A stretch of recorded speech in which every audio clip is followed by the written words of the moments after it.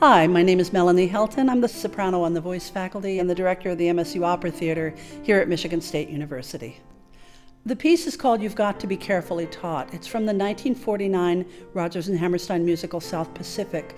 And when Rodney called me and said, I'd like you to do something regarding social justice, I thought, what can I appropriately sing that also has a real punch to it? And this is a piece that has really strong lyrics, particularly considering the era in which it was written. And I think they pack a big punch for a simple little chorus bridge song out of the musical theater, which was actually banned from its original performances. It was not performed in the original production because people were threatening lawsuits, and they were actually threatening even jail because of the idea of mixed marriage. And even though it was written in 1949, the lyrics today are so pertinent. And I think I said to Rodney the other day on the telephone, I said, it's both really amazing that they're still pertinent and also really horrifying. I think one of the things that's been happening in the most recent history is the fact that we have gone back to an undisguised sort of openness about hate. People don't seem to have any filters about the things we used to sort of couch in careful terms, or we use euphemisms for.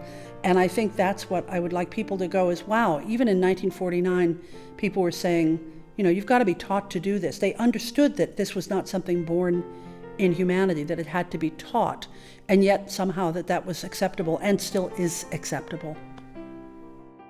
I don't know that there's a particular piece that I want people to listen to, but I think what I want them to do is start looking at media in general with how much implied bias there is in everything. I think we need to start looking at things in a different way. I think we as musicians don't often think necessarily about issues of division. We think about issues of being together because we only exist as we are together.